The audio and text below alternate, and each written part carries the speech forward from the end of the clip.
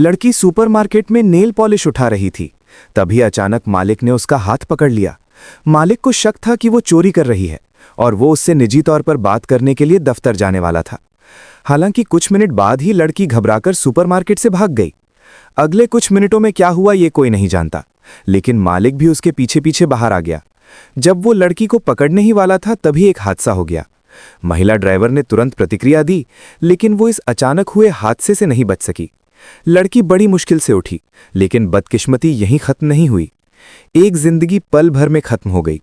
Supermarket का मालिक वहीं था और महिला ड्राइवर नीचे गिर चुकी थी। ट्रक ड्राइवर भी निर्दोष था।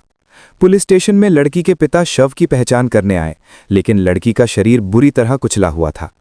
एक पिता के रूप में वो उस दर्द से गुजर रहे थे जिसे कोई और नहीं समझ सकता था। जब उसकी पूर्व पत्नी आई तो शांतियन ने कुछ नहीं कहा और उसे लड़की को आखिरी बार देखने भी नहीं दिया। दूसरी ओर पुलिस घटना की जांच कर रही थी। महिला ड्राइवर ने न तो कानून तोड़ा था, न ही शराब पी थी और न ही यातायात नियमों का उल्लंघन किया था, लेकिन उसे अपराध बोध हो रहा था और उसे लग रहा था कि उसने लड़की को मार डाला है। ट्रक चालक अपनी पूरी कोशिश कर रहा था कि वो समझा सके कि वो सड़क एक्सप्रेसवे है। हालांकि लड़की को देखते ही उसने ब्रेक लगा दिया था, लेकिन ट्रक के भारी वजन के कारण वो समय पर रुक नहीं पाया। दुर्घटना के बाद वो भागा नहीं, इसलिए पुलिस ने शुरू में इस दुर्घटना को एक सामान्य दुर्घटना माना, लेकिन मीडिया को इसमें गड़बड़ी का शक हुआ और उसने तुरंत लड़की का पीछा कर रहे सुपरमार्केट मालिक को निशाना बनाया और एक ऐसा मुद्दा खड़ा कर दिया जिससे जनता में काफी विवाद पैदा हो गया। भले ही लड़की ने सुपरमार्केट से कुछ चुराया हो, मालिक का रवैया कुछ ज्यादा ही सख्त था। आखिरकार वो अभी भी बच्ची है। वो सुपरमार्केट मैनेजर किस तरह का इंसान है जिसने एक मिडिल स्कूल की लड़की का पीछा किया? मैंने पड़ोस के निवासियों से पूछा। साक्षात्कार के लिए तैयार निवासियों ने अपने अपने दृष्टिकोण से अपनी राय दी।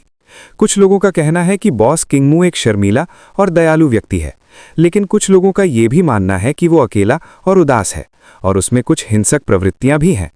किंगमू ने शुरू में इन निर्विवाद बातों पर ध्यान नहीं दिया, लेकिन उसे हमेशा इस बात का पछतावा रहा कि वो उस लड़की को जाने नहीं दे सका। इसलिए वो अनजाने में लड़की के अंतिम संस्कार में शामिल हुआ और लड़की के पिता से माफी मांगी। लेकिन जब दोनों ने इस मामले पर चर्चा की तो विवाद हो गया। मुझे नहीं लगता कि लड़की दोषी है, लेकिन क्या आपके पास कोई सबूत है?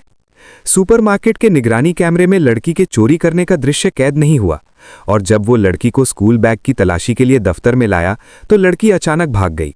इसलिए किंगमू ठोस सबूत नहीं दे सकी और शांतियन ने अपनी बेटी को कभी मेकअप करते नहीं देखा था, इसलिए उसे विश्वास नहीं हुआ कि उसकी बेटी नेल पॉलिश चुराएगी।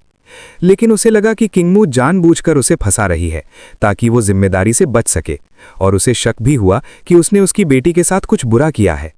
वो इतना उत्तेजित था कि उसे मारना चाहता था।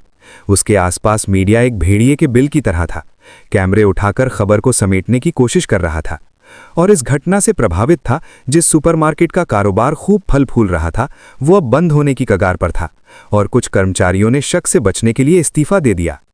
इससे भी अधिक निराशाजनक बात यह है कि किंगमू की स्थिति जितनी गंभीर होती जा रही है, मीडिया उसे पकड़ने के लिए उतना ही उत्सुक है और यहां तक कि जानबूझकर उसे उकसाकर उससे कुछ ऐसा कहलवाने की कोशिश कर रहा है जिससे उसका गुस्सा भड़क उठे।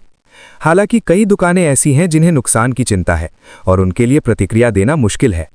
किंगमू ने व्यापारियों द्वारा की गई चोरी के बारे में सच बताया, लेकिन इसे जिम्मेदारी से बचने का बहाना नहीं बनाया, बल्कि साहसपूर्वक अपना अपराध बोध और दोष व्यक्त किया। उसने ये भी कहा कि वो अपने पापों के प्रायश्चित के लिए अपनी जान देने को तैयार है, लेकिन उसने कभी नहीं सोचा था कि मीडिया ने जनता की भावनाओं को भांप लिया था।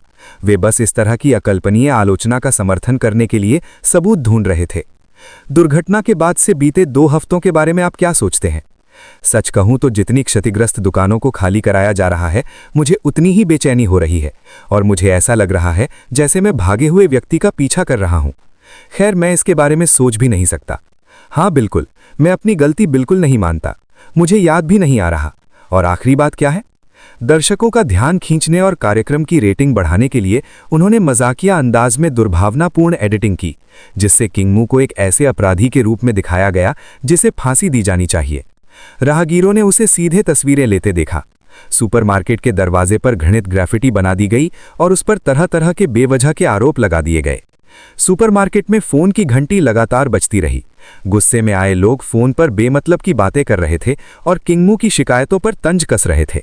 नेटिजन्स ने खुद को न्याय का बकरा बनाने का ढोंग मचाया, मानो वे किंगमू को पीट पीट कर रख देंगे। सुपरमार्केट में मौजूद बड़ी बहन ने उसे खड़े होकर अपनी बात स्पष्ट करने की सलाह दी। शर्मीले तभाव के किंगमू ने बस एक हल्की सी मुस्कान दी, लेकिन फिर भी उसने चुपचाप मीडिया और जनमत की आलोचना को स्वीकार कर लिया। बड़ी बहन इसे और सहन नहीं कर सकी, इसलिए वो सड़क पर खड़ी हो गई और लोगों को सच्चाई दिखाने की कोशिश में संदेश फैलाने लगी। अफवाहों के बहकावे में ना आए, प्लीज प्लीज।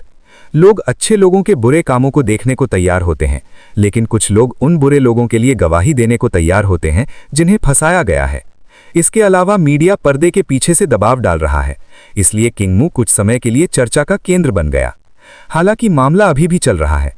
कुछ लोग चुपके से किंगमू का समर्थन करते हैं और सोचते हैं कि उसने वही किया जो एक स्टोर मैनेजर को करना चाहिए, और कुछ लोगों के अपने भी आरोप लगाने वाले हैं, जैसे कि लड़की के पिता शांतियन ने दरवाजे पर कच्चे आड़ू के पेपर का एक टुकड़ा रखा, कहा कि उन्होंने वूफांग को अपनी बेटी को लुटेरा बनाने का प्रशिक्षण दिया था और उनसे सुपरमार्केट मैनेजर से माफी मांगने के लिए कहा।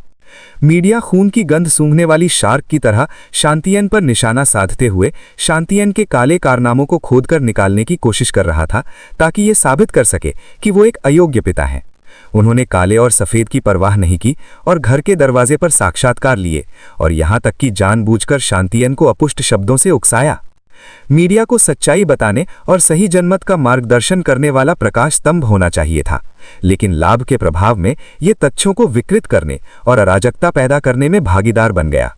एक महिला पत्रकार ने शांतियन से जबरन साक्षात्कार लेते समय अपना हाथ उठाने से इनकार कर दिया। परिणाम स्वरूप महिला पत्रकार गलती से जमीन पर गिर गई। जब महिला पत्रकार ने शांतियन का जबरन साक्षात्कार लिया तो वो पीछे की ओर चलती रही और उसका ध्यान भी शांतियन पर ही था। शांतियन ने उसे धक्का नहीं दिया।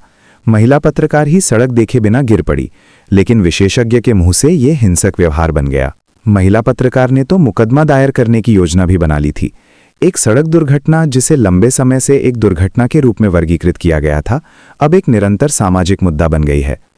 चाय और मछली के भोजन के बाद जनता ने अपनी उग्र भावनाओं को व्यक्त किया। घटना की रिपोर्टिंग करने वाले पत्रकारों का प्रदर्शन अच्छा रहा और उन्हें वेतन वृद्धि का मौका मिला। किंगमू और शांतियन अनजाने में इसके शिकार बन गए और अपनी जान गंवाने वाली लड़की को इस सनसनीखेज घटना के पीछे भुला दिया गया। नतीजतन शांतियन एक जुनून में डूब गया। वो साबित करना चाहता था कि उसकी बेटी ने कुछ भी नहीं चुराया। अगर उसने सच में चोरी की भी थी तो उसे धमकाया गया होगा। इसलिए उन्हें शक था कि उनकी बेटी को स्कूल में तंग किया जाता था। मरने से पहले वो मुझसे बात करने की कोशिश कर रही थी। उसने कहा कि उसे स्कूल के बारे में कुछ कहना है। उसने गंभीर चेहरे से कहा, लेकिन मैंने उसकी बात नहीं सुनी। महिला रिपोर्टर ने शांतियन को बताया कि उसकी बेटी उस दिन हुई अभिभावक बैठक के बारे में बात करना चाहती थी। वो चाहती थी कि उसकी माँ उसके चिड़चिड़े पिता की जगह ले ले, लेकिन उसने अपने पिता के प्रति अपने प्यार के बारे में कुछ नहीं कहा। आप उसके बारे में क्या जानते हैं? क्या उसने आपके साथ कुछ किया? क्या आपको पता है कि कैनन ने जो मैनिक्योर चुराया था उसका रंग क्या था? मैंने उसे नहीं चुराया और मैंने उसे कभी उसे पहने हुए नहीं देखा।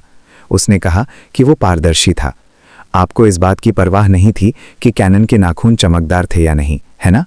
हालांकि उसकी माँ ये मानना नहीं चाहती थी कि उसकी बेटी चोरी कर सकती है, लेकिन वो अपनी बेटी को शांतियन से बेहतर जानती थी। जब से दंपत्ति का तलाक हुआ है, हुआ यिंग अपने पिता के साथ रह रही है।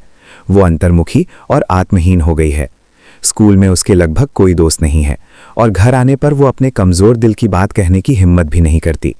उसके चिड़चिड़े पिता अपना सारा ध्यान काम पर लगाते हैं और अक्सर मछली पकड़ने जाने पर कुछ दिनों के लिए घर नहीं आते। कभी कभी घर आने पर उन्हें अपने शरीर के तापमान की भी परवाह नहीं होती। वो हर समस्या के लिए सिर्फ उसे ही दोषी ठहराते हैं। उसकी माँ ने हाल ही में हुआ यिंग को एक मोबाइल फ़ोन खरीद कर दिया था और इस पर शांतियन ने उसे डांट लगाई। अरे कैनन, तुमने बिना इजाज़त के मेरा मोबाइल फ़ोन क्यों ले लिया? अभी प्राथमिक विद्यालय की छात्रा बनने की उम्र नहीं है। फ़ोन रखने के बाद शांतियन ने अपना मोबाइल फ़ोन कमरे से बाहर फेंक दिया और हुआ यिंग को चेतावनी दी कि वो पढ़ाई से संबंधित ना होने वाली कोई भी चीज़ ना खरीदे। लेकिन उसे नहीं पता था कि इस तरह की सरल और सतही शिक्षा काम नहीं आएगी। हुआ यिंग को अंतहीन डर और अलगाव महसूस होता था और धीरे धीरे उसकी मानसिकता विकृत हो गई। इसलिए शायद उसने सचमुच कुछ चुराया था और उसे अपने पिता के पता चलने पर सज़ा मिलने का डर था, इसलिए वो हताशा में भाग गई। अंत में इसका परिणाम एक दुखद घटना के रूप में सामने आया और जब शांतियन ने अपनी बेटी का सामान छांटा तो उसे नेल पॉलिश और अन्य सौंदर्य प्रसाधन मिले। रात को जब शांति हुई तो उसने चुपचाप इन चीज़ों को कूड़ेदान में फेंक दिया, क्योंकि उसने स्वीकार किया कि उसकी बेटी ने चीज़ें चुराई थीं। ये ऐसा था मानो वो स्वीकार कर रहा हो कि उसके परिवार की शिक्षा असफल रही है, इसलिए उसे तुरंत चैन पाने का कोई कारण चाहिए था। फिर वो स्कूल आया और सज़ा की मांग की। उसने कहा कि उसकी बेटी को जन्म से ही स्कूल में तंग किया जाता था और संभवतः उसी तंग करने वाले ने उसे चीज़ें चुराने के लिए मजबूर किया था। इसलिए शांतियन ने स्कूल से इस मामले की जांच करने का अनुरोध किया। उसे ले जाने के बाद युवा प्रधानाध्यापक जांच करने के लिए तैयार थे, लेकिन प्रधानाचार्य ऐसा करने को तैयार नहीं थे। शांतियन से छुटकारा पाने के लिए प्रधानाचार्य ने झूठ गढ़ा कि एक छात्रा को सुपरमार्केट के प्रमुख ने परेशान किया था।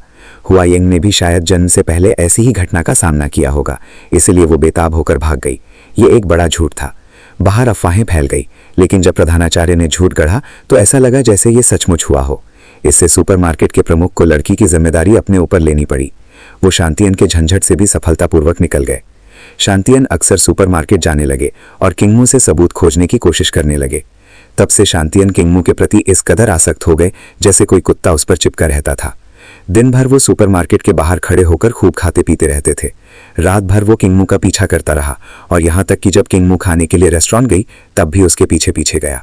आज शाम तक किंगमू जो ये सब सहन नहीं कर पा रही थी, जमीन पर घुटने टेक कर शांटियन से विनती करने लगी कि वो उसे छोड़ दे, लेकिन शांटियन ने भी तुरंत वही किया और चिल्लाकर कहा, अगर घुटने टेकने से मेरी बेटी की जान बच सकती है तो मैं जीवन भर घुटने टेकने को तैयार हूँ। शायद वो किंगमू के मानसिक बचाव को तोड़ना चाहता था। शांटियन उसे घटनास्थल पर ले गया और हुआयिंग पर हुए अत्याचार की त्रासदी के बारे में लगातार बात करता रहा। इससे किंगमू का अपराध बोध चरम पर पहुंच गया। इसीलिए जब एक ट्रक आया तो उसने उससे बचने की कोशिश नहीं की। शांटियन के लगातार दबाव और बाहरी दुनिया की निंदा ने किंगमू को पूरी तरह से हताश कर दिया। जीवन में कोई उम्मीद नहीं बची थी। ऐसा लग रहा था कि केवल मृत्यु ही उसे मुक्ति दिला सकती है। इसीलिए उसने कुछ ऐसा कर दिया जो हद से ज्यादा था। सौभाग्य से दुकान के क्लर्क ने उसे समय पर देख लिया और उसे मौत के मुंह से वापस खींच लिया। लेकिन फिर भी एक और त्रासदी घटित हुई। छोटी कार चलाने वाली महिला ड्राइवर कभी भी साये से बाहर नहीं निकल पाई। वो गहरे अपराध बोध से ग्रस्त थी। अपनी माँ के साथ वो कई बार शांटियन से माफी मांगने गई, लेकिन हर बार शांटियन ने उसे केवल कड़वी बातें कही। अंत में लड़की टूट गई और अकेले रहना चुना। शांटियन ने कभी नहीं सोचा था कि हालात इस हद तक बिगड़ेंगे। फिर वो लड़की के अंतिम संस्कार में आया। वो अपने परिवार के गुस्से को सहने के लिए भी तैयार था, लेकिन जो बात उसे हैरान कर गई वो ये थी कि लड़की की माँ ने किंगमू के साथ बिल्कुल विपरीत व्यवहार किया। मुझे बहुत अफसोस है। लड़की की माँ ने न केवल शांटियन को दोषी नहीं ठहराया बल्कि अपनी बेटी के लिए माफी भी मांगी। मेरी बेटी ने किसी को मारा, लेकिन इस तरह जिम्मेदारी से बच निकली। मुझे बहुत अफसोस है। ये मेरी गलती है कि मैंने उसे अच्छी तरह से नहीं सिखाया और उसे इतना कमजोर बना दिया। अब से मैं इसे सहना जारी रखूंगा। इसीलिए मैं श्री कानन के खोने के दुख और पीड़ा को अच्छी तरह समझता हूँ। इसीलिए मैं दोषी महसूस नहीं करूंगा। कृपया मेरी बेटी को माफ कर दीजिए। कृपया उसे माफ कर दीजिए। कृपया उसे माफ कर दीजिए। लड़की की माँ की आत्मा आलोचना ने शांटियन के दिल को एक उफनती बाढ़ की तरह तोड़ दिया। जिस सच्चाई को उसने अनदेखा किया और जिस पीड़ा के प्रति उसने उदासीनता दिखाई, वो उस पल अंतहीन अपराध बोध और पछतावे में बदल गई। सौभाग्यवश लड़की की माँ ने मीडिया को साक्षात्कार देने से इनकार कर दिया और अपनी बेटी की मृत्यु का कारण किसी को नहीं बताया। अन्यथा शांटियन मीडिया में चर्चित हो जाता और उन नेक लोगों द्वारा उसकी आलोचना की जाती। इसके बाद वो सच्चाई की खोज में इतना मग्न नहीं रहा और उसने किंगमू की परेशानी पर ध्यान नहीं दिया। वो हर दिन अपनी बेटी की वस्तुओं में कुछ सुकून ढूंढता था। जैसे जैसे दिन बीते गए, मीडिया का ध्यान धीरे धीरे दूसरी ओर चला गया और घटना की लोकप्रियता कम होती गई। नेटिजन्स की दिलचस्पी जल्द ही अन्य गपशपों की ओर आकर्षित हो गई, लेकिन जब वे चली गईं तो उन्होंने एक अमिट छाप और नुकसान छोड़ दिया। किंगमू के पिता ने अपना सुपरमार्केट ढहने दिया। अपनी प्रतिष्ठा बनाए रखने के लिए वो सड़क मरम्मत करने वाला बन गया और सड़क की मरम्मत करते हुए अपने मानसिक घावों को भरने लगा। इसी दिन उसकी मुलाकात संयोग से शांटियन से हुई। उन दोनों के बीच का माहौल काफी शांत था। वे एक दूसरे के लिए दोषी महसूस कर रहे थे और अपनी नफरत को छोड़ नहीं पा रहे थे। और जब किंगमू ने शांटियन के पर्स पर लटकी गुड़िया देखी तो वो अचानक भावुक हो गया और उसका चेहरा पीला पड़ गया। वो बार बार सॉरी कहता रहा। पता चला कि ये गुड़िया कभी हुआयिंग के पर्स पर लटकी हुई थी। किंगमू हमेशा परछाई में फंसा रहा और कभी बाहर नहीं आया। मुझे माफ करना, मुझे सच में बहुत अफसोस है। मेरा तुम्हें दोष देने का कोई इरादा नहीं था। मैंने मना कर दिया था। मेरी बात सुनो, मैं थक गया हूँ। किंगमू अकेली नहीं थी जो खुलकर सामने नहीं आ सकी। शांटियन सबसे नफरत करता था, लेकिन उसने कभी खुद से नफरत नहीं की। अब उसने सबको माफ कर दिया है, लेकिन वो खुद को माफ नहीं कर पा रहा है। मैं सबको कैसे समझाऊं?